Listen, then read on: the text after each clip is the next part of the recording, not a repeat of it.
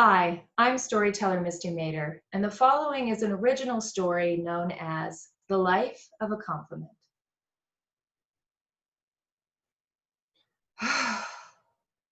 Jean slouched back in her chair. She had finally finished the church's email for the day. Jean had always been an active member of her congregation, but as she had gotten older, the things she used to do for her congregation was just getting a little bit too hard on her joints. So when they were looking for a volunteer to write the weekly church email, she thought, oh, I can do that. What she didn't expect was for it to be so depressing. There were so many needs in one small congregation. One person needed a new roof. Another person was having surgery. Another person's son was in drug rehab. But the last prayer request had really gotten to her. It was a request for a father whose wife had died, and now he was raising their 13-year-old and 15-year-old children alone. Jean thought to herself and prayed silently, if there's anything I can do, Lord, please let me be able to do it. She looked at the clock. It was time to go to the grocery store to get the things she would need to make for dinner. She pulled herself up out of her chair. Oh, the joints were so stiff.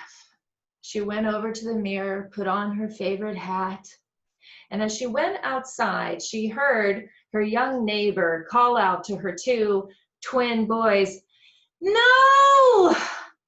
Daddy is coming home from his work trip tonight. Now you guys are going to need to get a bath, and I still have to make dinner." Jean looked over and waved, and her neighbor looked over and waved. And Jean was thinking about how difficult that must be, trying to have two twin boys and juggling taking care of them when your husband often travels for work.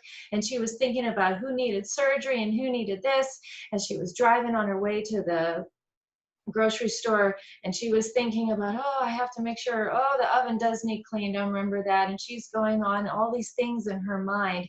And as she was ruminating, she heard, oh, I love your hat.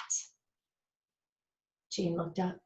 There was a woman coming out of the grocery store, and she said, I just love your hat. Every time you turn, I can see a different color of the rainbow. And Jean, oh, well, thank you. You have a nice day. You too. And that compliment went down into Jean and began to glow inside of her.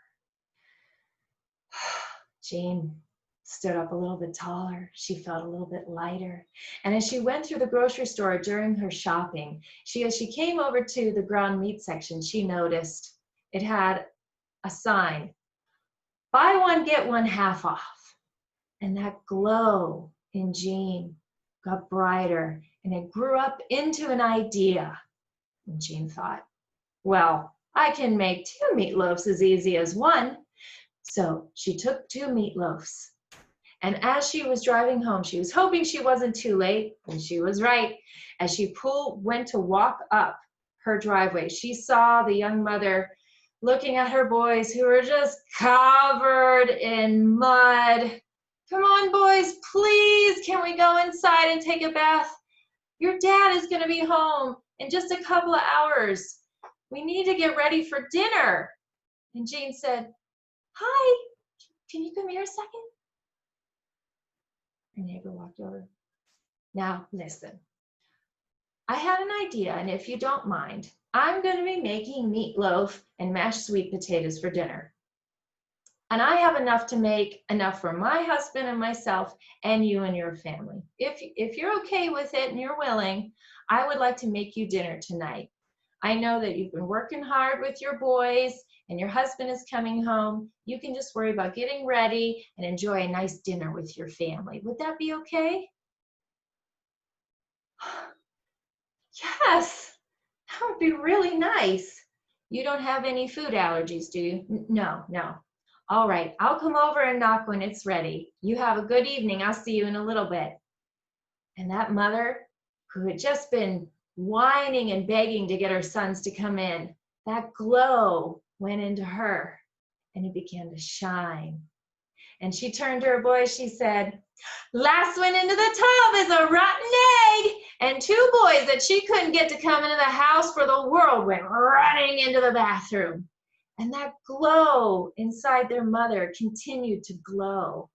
And so she was playing with them in the tub. And when it was all done, she said, all right, you two go play. I'm going to clean up the bathtub, because anybody who's had boys know that boys covered in mud in the bathtub is soon a bathroom covered in mud. And those two little boys, that glow that had been in their mother had gone into them in that bath. And they were glowing. And they said, we'll help you, Mom. And they went and they did. And I mean, they did the best they could. They were 3, but they were wiping down that bathroom and laughing. And for the first time in a long time, when that husband came home, he had a family that was all smiles. And they sat down to a warm dinner that their cousin had made. And they were all glowing.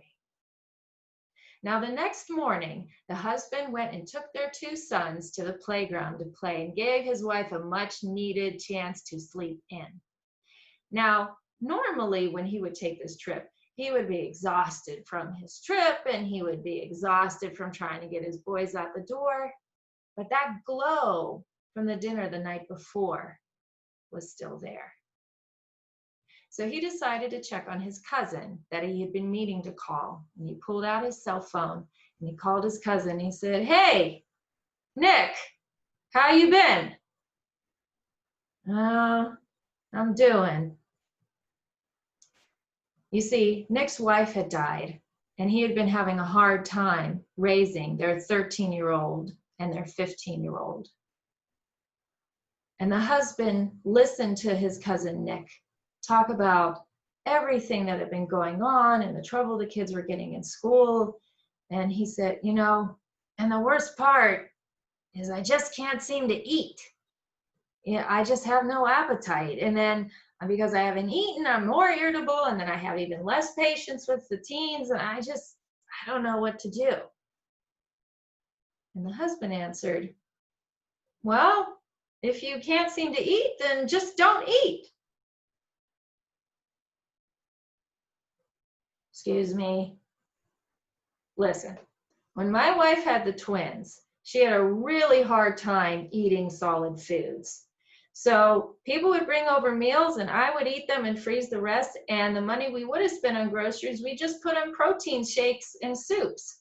So she just drank a lot of protein shakes. So she was getting what she needed and drinking these soups. And then by and by, she was able to eat more solid foods. So if you're not able to eat, you still got to keep your strength up for those kids. I mean, just get some protein shakes. I mean, that should do you. That's not a bad idea. Hey, thanks for calling. Sure, cuz, no problem. All right, you give me a call, you need anything. All right, I'll do that. And as they hung up the phone, the glow that had been in the husband from the night before, from the meal, from the compliment, from the bath that was done joyfully, went into that grieving father. And he began to glow.